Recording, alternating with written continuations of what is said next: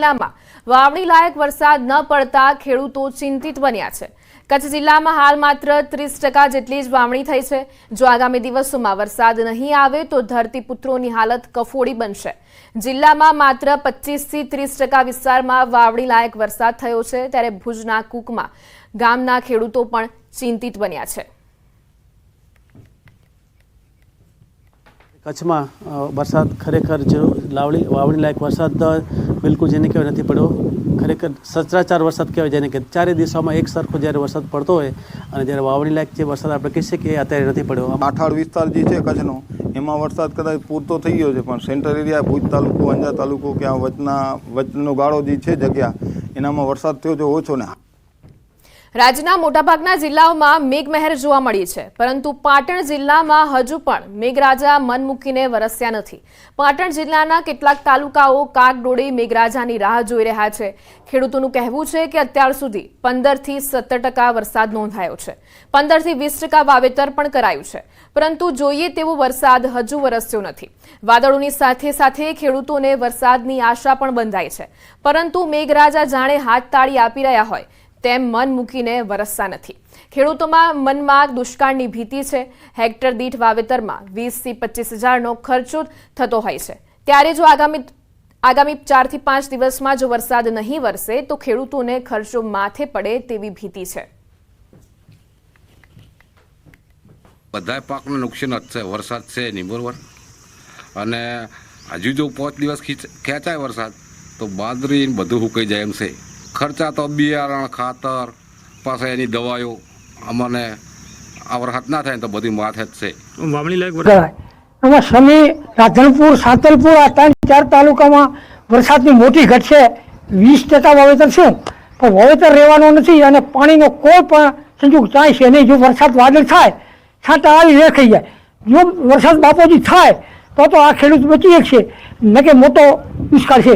ટકા જમીનમાં વાવેતર થઈ ગયું છે, જુવાર, ગુવાર, અડદ, પણ જો હવે વરસાદ ન થાય તો બધો પાક નિષ્ફળ જાય એવું પોઝિશન છે।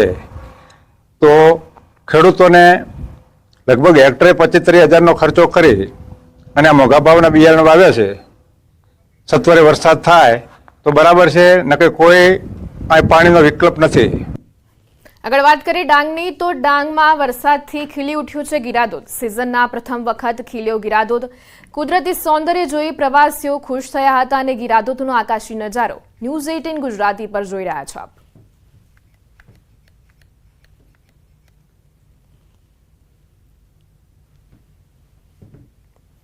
તો સમાચારોમાં હાલ સમય છે વિરામનો। આપ જોડાયેલા રહો ન્યૂઝ 18 ગુજરાતી સાથે।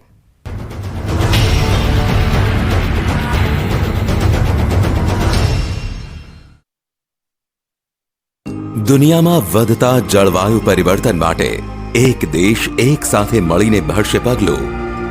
જાણો કેવી રીતે 1 અરબ હાથોમાં છે દુનિયાની તકદીર, જે લક્ષ્ય એક નવું ભવિષ્ય।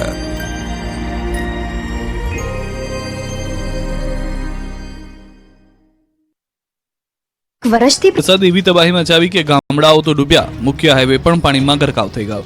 નવસારી જિલ્લામાં 2 દિવસથી પડી રહેલા વરસાદને પગલે જનજીવન ઉપર અસર પડી છે।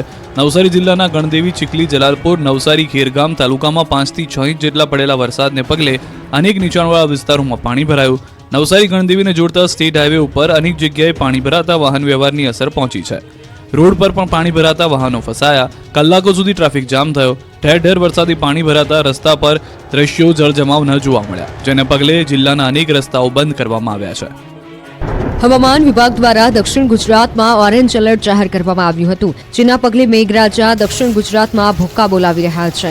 નવસારી, વલસાડ સહિતમાં ધોધમાર વરસાદ વરસ્યો છે। નવસારી પંથકમાં 4 કલાકમાં 6 ઇંચ જેટલો વરસાદ પડી જતા અનેક ગામડાઓ ટાપુમાં ફેરવાઈ ગયા છે। નવસારી શહેરના હાલ પણ બેહાલ થઈ ગયા છે। નવસારી શહેર બેટમાં ફેરવાયું હતું। નવસારીના માર્ગો પર પાણીએ રાજ જમાવી દીધું હતું। વિરાવળમાં આવેલા એપીએમસીના ગેટ પાસે પણ પાણી ભરાતા વાહન ચાલકો પરેશાન થયા હતા। ખેડૂતોને હાલાકી પડી હતી। શાક માર્કેટમાં આવતા ખેડૂતોને હાલાકી પડી। મુખ્ય ગેટ પર પાણી ભરાતા વાહન ચાલકોની અવરજવરમાં સમસ્યા થઈ। ડ્રેનેજના અભાવે પાણી નિકાલ નહીં થતા રોષ ફેલાયો, તો શહેરના અન્ય રસ્તા પર પાણી વહી નીકળ્યા છે। ઠેર ઠેર વરસાદી પાણી રસ્તા પર ભરાઈ ગયા છે, જેના પગલે જિલ્લાના અનેક રસ્તાઓ બંધ કરવામાં આવ્યા છે। દક્ષિણ ગુજરાતમાં મેઘરાજાનું તોફાની સ્વરૂપ જોવા મળ્યું હતું. નવસારી વલસાડમાં આબ ફાટતા અનેક ગામ બેટમાં ફેરવાયા છે. ગણદેવીમાં જળતબાહીના કારણે અનેક ગામડાઓ ટાપુમાં ફેરવાયા છે. વલસાડ અને ગણદેવીમાં આબ ફાટ્યા જેવી સ્થિતિ સર્જાઈ છે, જેથી અનેક રસ્તાઓ બંધ થયા છે. ગણદેવીમાં 4 કલાકમાં 5.5 ઇંચ વરસાદ ખાબક્યો હતો, જેથી જ્યાં જુઓ ત્યાં પાણી જ પાણી જોવા મળી રહ્યું છે. તેમજ જલાલપુરનું ખરસાડ ગામ તો બેટમાં ફેરવાયું છે. વલસાડ જિલ્લામાં પડી રહેલા ભારે વરસાદને લઈને જિલ્લાના પંચાયત હસ્તક આવતા 12 માર્ગો, 1 સ્ટેટ હાઈવે તેમજ અન્ય 1 મુખ્ય માર્ગ મળી કુલ 14 જેટલા માર્ગો બંધ કરવામાં આવ્યા છે. વલસાડના ઉમરગામમાં ધોધમાર વરસાદ વરસ્યો છે, જેથી ઉમરગામમાં દેહરી કોસ્ટલ હાઈવે ઉપર પાણી ભરાયા છે, જેને પગલે વાહન ચાલકો મુશ્કેલીમાં મુકાયા છે. વાહનોના ટાયર ડૂબી જાય એટલું પાણી દેહરી કોસ્ટલ હાઈવે પર ભરાયું છે. રસ્તા ઉપર પાણી ભરાતાની કાર ફસાઈ હતી. લોકોએ ધક્કા મારી કારને રોડ પર પાર્ક કરાવ્યું હતું. સ્થાનિકોએ કાર ચાલકનું કાર સાથે રેસ્ક્યુ કરીને જીવ બચાવ્યો હતો. બીજી બાજુ કાવેરી નદીના જળસ્તરમાં વધારો થતા નીચાણવાળા ગામડાઓમાં તારાજી સર્જાય છે. એક માજી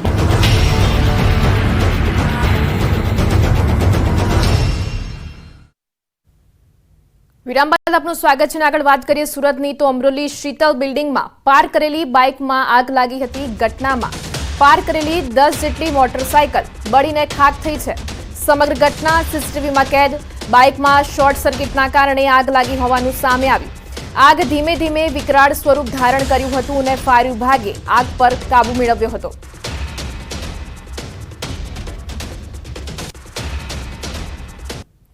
તો સુરતમાં અમરોલી વિસ્તારમાં પાર્ક કરેલી બાઇકમાં આગ લાગી હતી. અને તો હાલ અમારી સાથે સંવાદદાતા કીર્તેશ જોડાઈ ગયા છે. જી કીર્તેશ, શું છે વધુ વિગતો?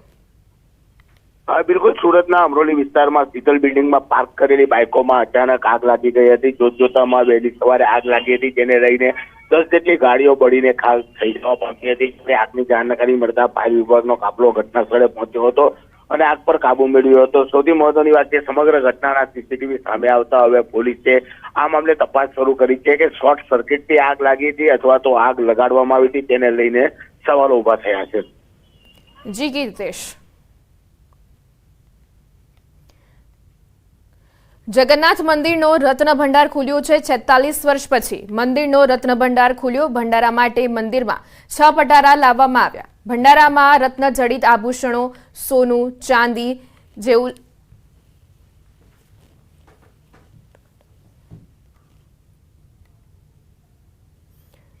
તો પુરીમાં રત્ન જડિત ભંડારો ખુલ્યો છે. ભંડારામાં મંદિરમાં 6 પટારા લાવવામાં આવ્યા હતા. ભંડારામાં રત્ન જડિત આભૂષણો, સોનું, ચાંદી જેવા ભંડારા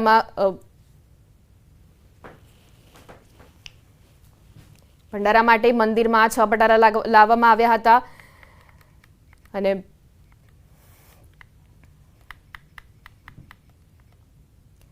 સાબરકાંઠાના મવાની મુવાડી ગામે આતંક મચાવનાર કપિરાજ પાંજરે પુરાયો. કપિરાજે એક બાળક પર જીવલેણ હુમલો કરતા બાળક ઘાયલ થયો હતો. બાળકને સારવાર અર્થે હોસ્પિટલ ખસેડાયો હતો. કપિરાજના આતંકથી લોકોમાં ભયનો માહોલ જોવા મળ્યો. સ્થાનિકો અને ગ્રામજનોએ વન વિભાગને જાણ કરતા વન વિભાગની 4 થી 5 કલાક